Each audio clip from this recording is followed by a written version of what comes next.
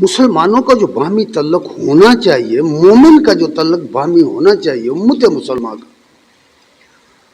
وہ تو یہ بیان کیا۔ نعمان بن بشیر رضی اللہ تعالیٰ عنہ بیان کرتے ہیں رسول اللہ صلی اللہ علیہ وسلم نے فرمایا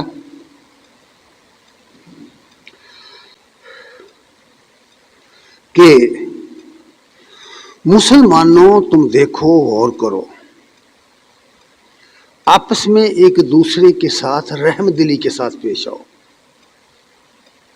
ایک دوسرے کے ساتھ شفقت اور رحمت کے ساتھ پیش آؤ، تمہارا شیوا یہ ہونا چاہیے، اور ایک دوسرے کے ساتھ دوستی اور محبت کے ساتھ وتبادلوہم، ایک دوسرے کے ساتھ مودت کا رشتہ تمہارا قائم ہونا چاہیے، وتعاطفہم، اور لطف و کرم کے ساتھ پیش آؤ ایک دوسرے سے۔ اور پھر فرمایا تمہاری حیثیت مسلمان امت کی بات ہو رہی ہے، مومن امت کی بات ہو رہی ہے، امت کی بات ہو رہی ہے۔ معذرت کے ساتھ ہی اب تو یہ امت رہی نہیں بھائی، کدھر ہے امت؟ یہ تو گروہوں، مختلف گروہوں میں بٹے ہوئے لوگ ہیں، مذہب کے نام پر تفریق، وطن کے نام پر تفریق، زبان کے نام پر تفریق، نسلوں کے نام پر تفریق۔ مسلمان ہو گئے، صدیاں بیت گئیں، ابھی تک مسلمان قومیت کے بت پرستی سے نہیں نکل سکے۔ رسول اللہ صلی اللہ علیہ وسلم نے اپنے عمل کے ساتھ ہمیں دکھایا ہے کہ اپنے خاندان کی شہزادی کو غلام کے نکاح میں دیا ہے، سب پڑھے لکھے لوگ جانتے ہیں، اور خود آپ نے مقوقس کی بھیجی ہوئی لونڈی کو آزاد کر کے اس کے ساتھ نکاح کیا ہے، ماریا قبطیہ سے، جس سے ابراہیم پیدا ہوئے تھے۔ خود آپ نے یہود و نصارہ کے قبائل، ان کے بیٹیوں سے نکاح کیا ہے۔ اس طرح دیگر بہت سارے صحابہ کے حالات پڑے، کہاں تھی وہاں وہ قومیں؟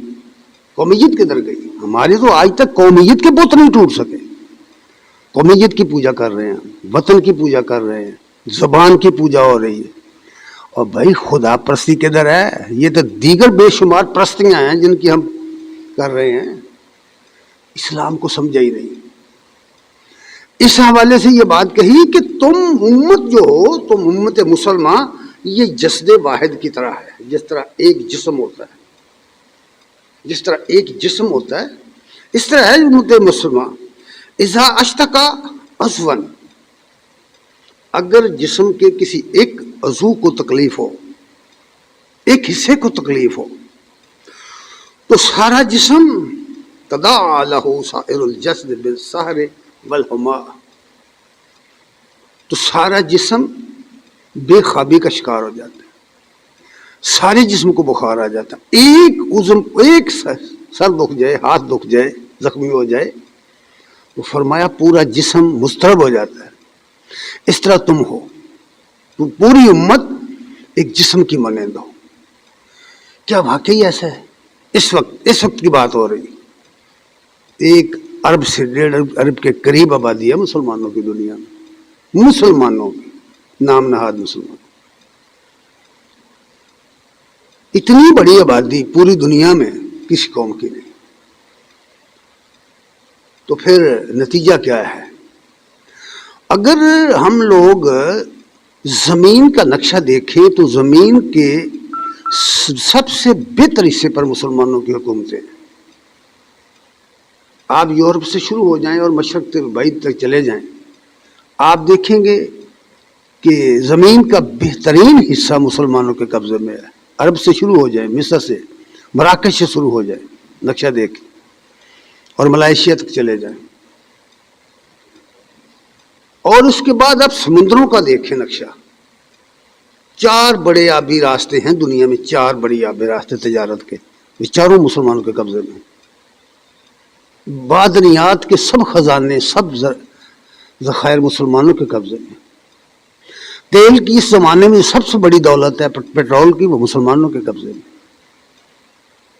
اور مسلمانوں کی اتنی فوجیں ہیں کہ دنیا میں یہودیوں کی اتنی آبادی نہیں ہے، افواج زیادہ ہیں، ہمارے مسلمانوں کے پاس فوجیں زیادہ ہیں ان کی آبادی سے، لیکن کیا یہ حقیقت نہیں کہ یہود پوری دنیا میں مسلمانوں کو جوتے لگا رہے ہیں؟ کیا یہ حقیقت نہیں کہ سب مسلمان ممالک ان کے مقروض ہیں؟ کیوں؟ بلکہ مسلمانوں کا حال یہ ہو گیا کہ وہ کہتے ہیں ان کو تسلیم کر لو، یعنی ان کی حکومت تسلیم کرو۔ اس کی مثال بالکل ایسے ہے جیسے آپ کے گاؤں میں، آپ کے شہر میں ایک بدماشوں کا ٹولہ کسی گھر پر قبضہ کر لے، اور کچھ عرصے کے بعد لوگ کہیں کہ ٹھیک ہے انہوں نے قبضہ جب کر لیا اس کے گھر پر تو اس کا حق تسلیم کر لینا چاہیے۔ بالکل ایسا ہی ہے یہ کہ باہر سے لوگ آئے اور وہاں بسا دیے گئے، قبضہ کر لیا، اور اس کے بعد کہتے ہیں ان کا حق تسلیم کر لو۔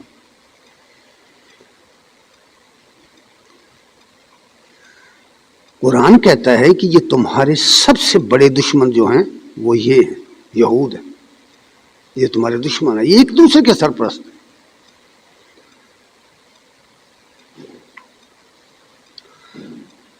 اور ایک دوسری حدیث میں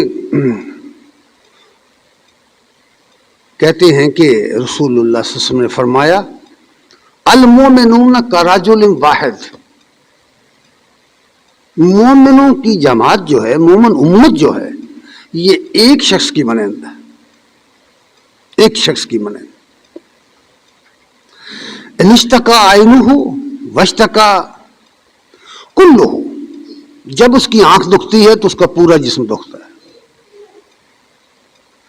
وَإِنِ اشْتَكَا رَأْسَهُ وَاشْتَكَا كُلَّهُ، اگر اس کے سر کو درد ہوتا ہے تو اس کا پورا جسم متاثر ہوتا ہے۔ امت مسلمہ کی یہ حالت ہے، امت مسلمہ ایک جسم کی مانند ہے، ایک بنیان کی مانند ہے، دیوار کی مانند ہے۔ امت مسلمہ ایک جسم کی مانند ہے، لیکن ایمانداری سے سوچئے کیا واقعی اس وقت امت نام کی کوئی چیز ہے بھی کہیں دنیا میں؟ نہیں، اس کا لنگر ٹوٹ چکا ہے، اور اس کا ایک ہی نسخہ ہے اور وہ اللہ کی کتاب ہے۔ یاد رکھنا، نسخہ شفاعت صرف قرآن ہے۔ قرآن مجید کی وجہ سے اس زمانے میں بھی اقتدار ملا تھا مسلمانوں کو، اور آج بھی وہی قرآن موجود ہے۔ جب تک لوگ اس قرآن کو نہیں مانیں گے، اس کی طرف نہیں آئیں گے، اس کی تابع نہیں ہوں گے، اس کا علم حاصل نہیں کریں گے، کبھی بھی کامیاب نہیں ہو سکتے، کبھی آزاد نہیں رہ سکتے۔ اور اس کو آزادی مت سمجھو، یہ جو تم سمجھتے ہو کہ ہم آزاد ہو گئے ہیں، پاکستان بن گیا تو آزاد ہو گئے، کدھر آزاد ہو گئے؟ ہماری زبان اپنی نہیں، ہمارا لباس اپنا نہیں، ہمارا رہنا سہنا اپنا نہیں، ہمارے رسم و رواج اپنے نہیں، اسلامی نہیں، ہماری تو کوئی چیز اپنی نہیں۔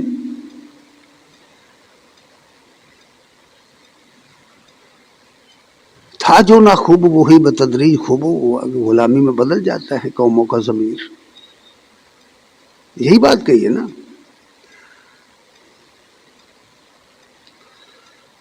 اور پھر نبی صلی اللہ علیہ وسلم کی ایک اور حدیث بھی نقل ہوئی ہے۔ ابو موسیٰ اشعری رضی اللہ تعالیٰ عنہ کہتے ہیں رسول اللہ صلی اللہ علیہ وسلم نے فرمایا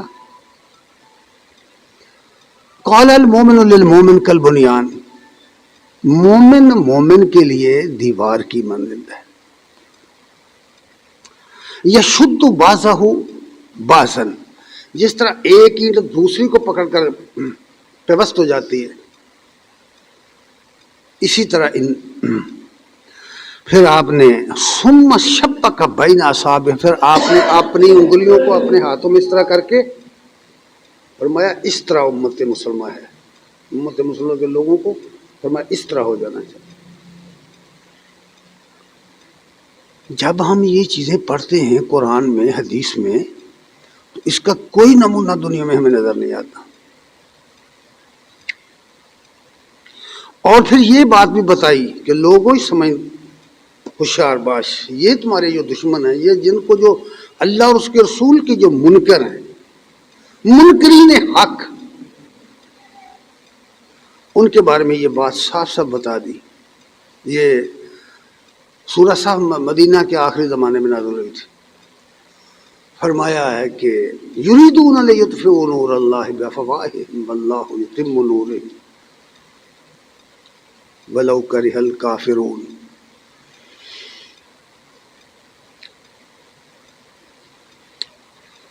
چاہتے ہیں یہ کہ اپنے منہ کی پھونکوں سے اللہ کے نور کو بجھا دیں.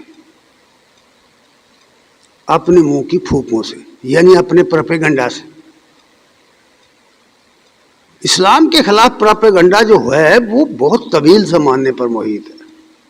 جب نبی کریم صلی اللہ علیہ وسلم نے اپنی دعوت کا آغاز کیا تھا اس وقت سے یہ پروپیگنڈا شروع ہے اور آج تک اس کے متعلق لکھوں کا کتابیں لکھی گئی ہیں. اور آج تو خود مسلمانوں کے اندر ایسے عناصر پیدا ہو گئے ہیں جنہوں نے تشکیک پیدا کر دی اسلام کے بارے میں, قرآن کے بارے میں تشکیک پیدا کر دی, قرآن کی حقیقت کو تبدیل کرنے کی کوشش شروع کر دی, دین کے اندر بگاڑ پیدا کر دی, گروہ در گروہ ہو گئی پوری امت, ٹکڑے ٹکڑے کر دیا اس کو. اور فرمایا نہیں, اللہ ایسا نہیں ہونے دے گا. واللہ متم نورہ, اللہ کا یہ نور بجھ نہیں سکتا, یہ قائم رہے گا اور اس کے پروانے پیدا ہوتے رہیں گے. اس کے اندر بہت طاقت ہے, کتاب اللہ کے اندر بہت طاقت ہے, یاد رکھنا. قرآن کے اندر بہت قوت ہے, جاذبیت بہت ہے اس میں. جو شخص بھی اس کی طرف آ جائے گا, اسے پڑھے گا, اس طرح پڑھے جس طرح اس کو پڑھنا چاہیے اس طرح پڑھے تو وہ اس کو کھینچ لے گا. اس کی مسالے میں بہت بے شمار مسالے ہیں. نو مسلم دنیا کے اندر یورپ کو پڑھیں, یورپ کے اندر, امریکہ کے اندر, جنگ افغانستان کے اندر جو واقعات ہوئے ہیں, خصوصی طور پر ان قیدیوں کے حالات, ان کی کتابیں پڑھیں, ان خواتین کی, ان صحافی عورتوں کی کتابیں پڑھیں جنہوں نے جو افغان مجاہدین کی قید میں رہی ہیں, انہوں نے جو کچھ لکھا اسے ضرور پڑھیں کہ کتنی طاقت ہے اسلام کے اندر, قرآن کے اندر, یہ کس طرح اپنے حامی پیدا کرتا ہے. اس لیے فرمایا کہ واللہ متم نور, اللہ تعالیٰ کا نور بجھ نہیں سکتا. اس کا وعدہ ہے کہ وہ اس کی حفاظت کرے گا اور قیامت تک یہ قائم رہے گا اور ہمیشہ لوگ اس کے لیے اٹھتے رہیں گے, کلمہ کار اٹھتے رہیں گے, اس کے لیے جہاد کرنے والے اٹھتے رہیں. اور ایسا ہوا ہے. جب بھی مجموعی طور پر مسلمانوں پر زوال آیا ہے تو کچھ لوگ پیدا ہوتے رہے ہیں. جب بھی تشکیک پھیلانے والے اٹھے ہیں تو اس کے مقابلے میں حق لکھنے والے قلم بھی اٹھ رہے ہیں. ایسا نہیں ہے کہ بالکل لوگ خاموش رہے ہیں, بالکل نہیں ایسا. اس لیے یہ فرمایا کہ اللہ اس کو پورا کرنے والا ہے, یہ پورا ہو کے رہے گا. بلو کرہ الکافرون, اگرچہ یہ منکرین قرآن کو, منکرین حق کو, اللہ اور رسول کی دعوت کے جو منکر ہیں, اگرچہ ان کے لیے یہ بہت بری بات ہوگی, وہ بڑا اس کو ناپسند کرتے ہیں, کرتے رہیں, لیکن یہ ہو کے رہے گا. اور ہوا ہے, بار بار دنیا میں ایسا ہوا ہے. اور یہ 23 سالہ جنگ جو افغانستان کی ہے, اس نے دکھایا کہ جب دسمبر 1979 میں افغانستان کے اندر روس کی فوجیں داخل ہوئی ہیں تو ہمارے ملک کے اندر کچھ لوگ اس طرح کے جو بڑے کمیونسٹ تھے, کمیونزم کے دعوے دار تھے, سرخ جھنڈے لہرانے لگے کہ اب ہر شے آ گئی, روس آ گیا اور کمیونزم آ گیا. اس کے استقبال کے لیے تیار تھے. پھر دنیا نے دیکھا کہ کس طرح اس کے ٹکڑے ہوئے. کہاں ہے سوویت یونین نام کی کوئی چیز دنیا میں, کہاں ہے؟ پھر امریکہ بہادر آیا. پھر امریکہ بہادر نے جتنی آگ برسائی ہے وہاں کون نہیں جانتا. اس کی ذرا وہ فلمیں اٹھا کر دیکھیں, وہ ویڈیو دیکھیں نیٹ پر, ان کی جنگیں دیکھیں, وہ ننگے پاؤں والے جن کے جسم پر کپڑے پورے نہیں, ان کو دیکھیں کس طرح ان کو ساری دنیا نے دیکھا کہ جن کو وہ گرفتار کر کے لے گئے تھے یہ تمہاری حکمرانوں نے جن کو جو ان کے حوالے کر دیے تھے وہی سائن کرنے والے ہیں اس معاہدۂ امن پر. میرے رب کی قدرتوں کو کوئی جھٹلا نہیں سکتا. فَبِأَيِّ آلَاءِ رَبِّكُمَا تُكَذِّبَانِ, اس کی کس کس قدرت کو جھٹلاؤ گے؟ وہ تو انہی لوگوں سے پیدا کر دے گا. اس لیے یہ بات فرمائی گئی ہے کہ مومن جو ہوتے ہیں وہ ایک دوسرے کے ساتھ پیوست ہوتے ہیں. اگر کسی مومن کو تکلیف ہوئی ہے اور دوسرے مومن کا دل نہیں پسیجا تو سمجھ لیجیے ایمان کی خیر منائیے. بھئی کچھ بھی نہیں کر سکتا تو اس کے لیے دعا تو کر سکتے ہو نا. اس لیے یہ بات فرمائی گئی. آج دیکھیں یہ پوری دنیا کشمیر کے اندر کیا ہو رہا ہے. کشمیر کی بندر بانٹ کی جا رہی ہے. کشمیر تقسیم کر لیا گیا ہے. یہ تو بہت پہلے وہ جو ایک غاصب آیا تھا, جو ڈکٹیٹر آیا سب سے بڑے مشرف, یہ تو اس کا سودا تو اس نے شروع کر دیا تھا. اس نے کہا تھا اس کو ڈیرو لائن تسلیم کر لو اور بس وہ اپنا رکھ لیں, ہم اپنا رکھ لیتے. اب اس کی تکمیل ہو گئی. بے شک ریلیاں منائیں, کریں جو کرتے ہیں, کر سکتے ہیں کریں. ان کے حقوق مظلوموں کے حق میں اٹھنا بولنا لازم ہے, ضروری ہے. لیکن حقیقت کیا ہے, برسر زمین کے ضیاء کیا ہے, اس کو دیکھ. جو لوگ تھوڑی بہت سوجھ بوجھ رکھتے ہیں, جو لوگ سیاسی ذہن رکھتے ہیں, جو لوگ اخبارات پڑھتے ہیں, جو لوگ خبریں سنتے ہیں, جو لوگ اٹیچ ہیں میڈیا کے ساتھ, وہ جانتے ہیں ان کے حقائق کیا ہیں. لیکن اللہ تعالیٰ نے جو فرمایا وہ کیا ہے, ہمیں تو اس سے غرض ہے. وہ کیا کہتا ہے سورہ نساء کی آیت نمبر 75 میں فرمایا, وَمَا لَكُمْ لَا تُقَاتِلُونَ فِي سَبِيلِ اللَّهِ, تمہیں کیا ہو گیا کہ تم اللہ کی راہ میں قتال کے لیے نہیں نکل سکتے. تمہیں کیا ہو گیا؟ نہ میں نکل سکتا ہوں نہ آپ. یہ کن کو کہا ہے؟ تمہارے حکمرانوں کو کہا ہے. یہ حکمرانوں کی ڈیوٹی ہے. یہ ان کی جن کے پاس طاقت ہے, جن کے پاس قوت ہے, جن کے پاس اختیار ہے, یہ ان کو کہا جا رہا ہے کہ مالکم وما لکم لا تقاتلون فی سبیل اللہ والمستضعفین من الرجال والنساء والولدان الذین یقولون ربنا اخرجنا من هذه القرية الظالم اهلها. ان لوگوں کی مدد کے لیے کیوں نہیں اٹھتے؟ تمہیں کیا ہو گیا ہے؟ کمزور مرد, عورتیں اور بچے, والولدان بچے فریادیں کر رہے ہیں. یقولون ربنا, فریادیں کہ رب اخرجنا من هذه القرية الظالم اهلها, ہمیں اس بستی سے نجات دے جس کے باشندے ظالم ہیں, ان کے ظلم سے ہمیں نجات دے.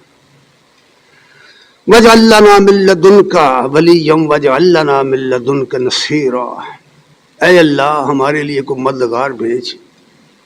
اے اللہ ہمارے لیے کچھ سرپرست کھڑا کر دے. آج مسلمان امت ان کی سرپرستی بھی نہیں کر سکتی جن پر ظلم ہو رہا ہے. دن رات ہم اخباریں پڑھتے ہیں, خبریں پڑھتے ہیں.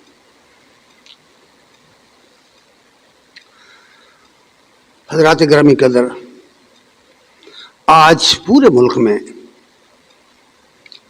یوم یکجہتی کشمیر منایا جا رہا ہے.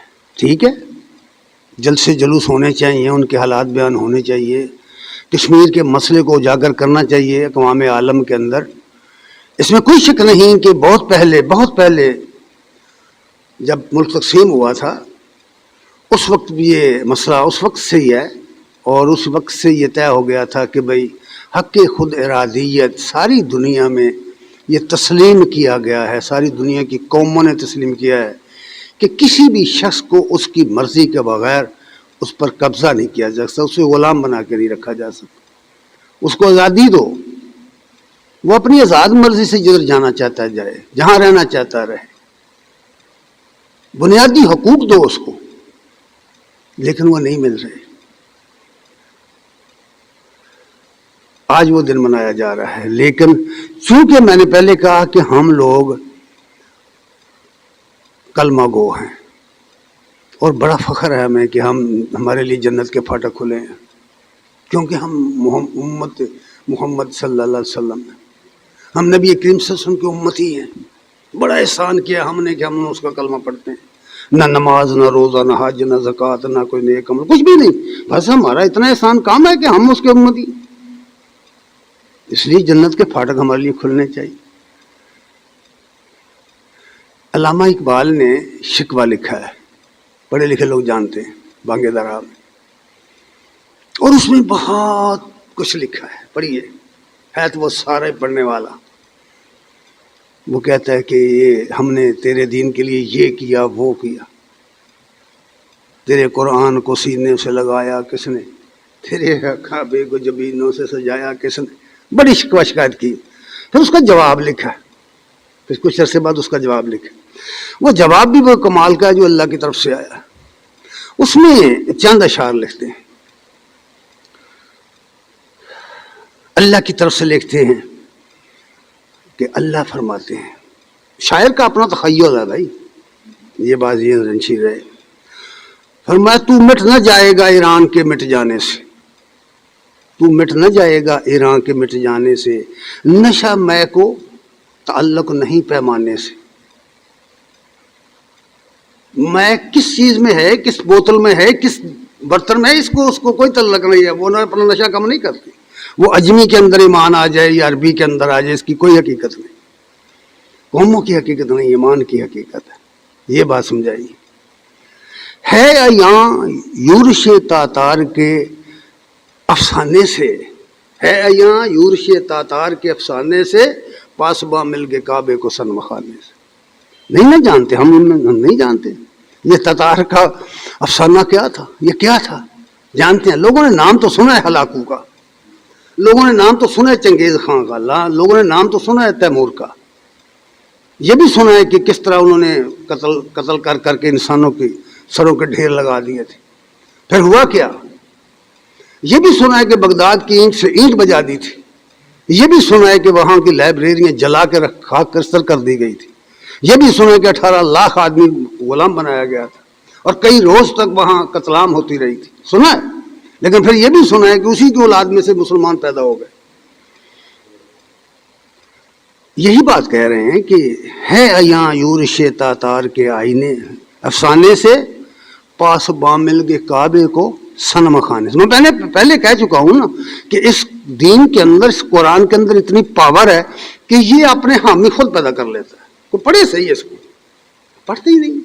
ہم تو ادھر چھوڑ چکے ہیں اس کو. کشتی حق کا زمانے میں سہارا تو ہے، مسلمان سے کہا ہے. کشتی حق کا زمانے میں سہارا تو ہے، عصر نو رات ہے. یہ دور حاضر کا زمانہ کہا رات ہے. یہ تاریکی چھائی ہوئی ہے، جہالت کی تاریکی ہر طرف. عصر نو رات ہے، دھندلا سا ستارہ تو ہے. عصر نو رات ہے، دھندلا سا ستارہ تو ہے جو ہنگامہ بپا یورش بلغاری کا. یہ جو ہنگامہ آپ دیکھتے ہیں کہ یورپ کی فوجیں یا امریکہ کی فوجیں یا روس کی فوجیں یا ہندوستان کی فوجیں، یہ جو کفر کی یلغاریں آپ دیکھ رہے ہیں، ان کی طرف اشارہ کر کے کہا اقبال نے، ہے جو ہنگامہ بپا یورش بلغاری کا، غافلوں کے لیے پیغام ہے بیداری کا. اٹھو جاگو، آؤ اللہ کی کتاب پڑھو، تمہیں اپنے آپ کی خبر ہو جائے، پتہ چلے تم کون ہو، تمہارا رشتہ اس کے ساتھ کیا ہے، تمہیں پتہ تب چلے گا. اسے پڑھو گے تھے.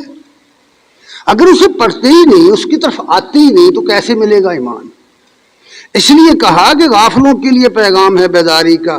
تو سمجھتا ہے یہ سما ہے دل آزاری کا، تو سمجھتا ہے یہ سما ہے دل آزاری کا. نہیں ایسا نہیں، بلکہ کیا ہے؟ امتحان ہے تیرے ایثار کا، خودداری کا. اب تیرا پتہ چلے گا تو کہ واقعی مسلمان ہے. اپنے عمل سے ثابت کر. کیوں ہراساں ہے سہیل فرس آدھا سے، یہ دشمنوں کے لاؤلشکر سے تو خوفزدہ کیوں ہو گیا ہے؟ خوفزدہ کیوں ہو گیا ہے؟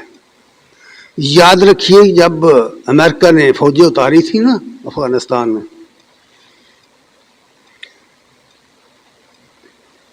جنرل حمید گل کا ایک انٹرویو ہے، اس کو سنو. جب وہ ملا عمر سے ملاقات کے لیے گئے تھے تو بڑی مشکل سے وہ وہاں پہنچے. جس کچے مکان میں وہ رہتے تھے، چھوٹا سا کچا سا مکان تھا، اس کے ارد گرد جھاڑیاں تھیں. اور ساری عمر جب تک یہ جنگ جاری رہی ہے، ملا عمر ان کی بیسمنٹ، امریکیوں کی فوجوں کا جہاں اڈے تھے، جہاں انہوں نے اپنی فوجیں اتار رکھی تھیں، بالکل ان کے قریب تھا وہ جگہ. لیکن وہ جو بچانے والا ہے اس کا کیا کرو گے؟ تو اس وقت جب اس نے کہا تھا کہ ملا عمر سے کہا، جنرل صاحب کہتے ہیں میں نے اسے کہا امریکہ بہت بڑی طاقت ہے، اس کا مقابلہ کرنا کسی کے بس کی بات نہیں۔ وہ اپنی بات کرتے رہے تو وہ آخر جب وہ اس نے اپنی بات ختم کی تو ملا عمر نے کہا کہ جنرل صاحب اللہ بڑا ہے یا امریکہ؟ بڑا سوال ہے، کہنا پڑا نا، مسلمان تھا نا، کہنے پڑا کہ ہاں اللہ بڑا ہے۔ انہوں نے کہا کہ پھر اللہ ہمارے لیے کافی ہے۔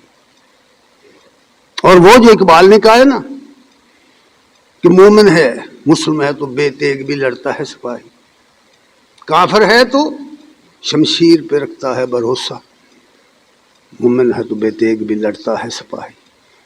اور ایک صحافی ہے، انگریز صحافی امریکہ کی، وہ کہتی ہے کہ جب حملہ شروع ہوا تو اس جل نے کہا کہ دیکھیں گے کیسے بے تیغ لڑتے ہیں، تو پھر دیکھا نا، پھر دیکھا، اور جنرل کا وہ قول نقل ہوا ہے روسی جنرل کا کہ ہم نے بہت بڑی غلطی کی تھی افغانستان میں فوجی اتار کر۔ کدھر ایمان کوئی چیز ہے نا میرے بھائی، جسم کو غلام بنایا جا سکتا ہے، ایمان کو نہیں، جذبے کو نہیں روندا جا سکتا۔ اس لیے وہ کہتے ہیں کیوں ہراساں ہے سہیل فرش ادا سے، نور حق بجھ نہ سکے گا نفس ادا سے، یریدون لیطفئوا نور اللہ بافواہہم، آیا نا قرآن میں، تو یہی قرآن یہی کہہ رہے ہیں اقبال، نور حق، اللہ کا یہ نور جو ہے، اللہ کا جو دین ہے یہ نہیں مٹ سکتا، نور حق بجھ نہ سکے گا نفس ادا سے۔ عربی زبان میں لفظ نفس جو ہے یہ پھونک مارنے کے معنی میں استعمال ہوتا ہے، جس کو تم خود اردو میں بھی عمل تنفس کے نام سے جانتے ہو۔ کہا کہ دشمن کی پھونکوں سے یہ نہیں بچ سکتا، لیکن تمہارے اندر ایمان ہونا چاہیے۔ چشم اقوام سے مخفی ہے حقیقت تیری، تو مسلمان، چشم اقوام سے مخفی ہے حقیقت تیری، ہے ابھی محفل ہستی کو ضرورت تیری۔ اور پھر کہتے ہیں زندہ رکھتی ہے زمانے کو حرارت تیری، زندہ رکھتی ہے زمانے کو حرارت تیری، کوکب قسمت امکاں ہے خلافت تیری، خلافت قائم کر اٹھ کے۔ یہ مسلمانوں کے حکمرانوں کا فریضہ تھا۔ اگر مسلمانوں کے حکمران بد کردار ہوں، بے عمل ہوں، جس کا یہ مطلب نہیں کہ لوگ قوم سوتی رہے، سو جائے، یہ مطلب کہاں سے نکل آیا؟ اس قوم کی ذمہ داری ہے، اس کے پاس بڑی پاور ہے، قوم کے پاس، عوام کے پاس۔ اس لیے کہتے ہیں وقت فرصت ہے کہاں، وقت فرصت ہے کہاں، کام ابھی باقی ہے، وقت فرصت ہے کہاں۔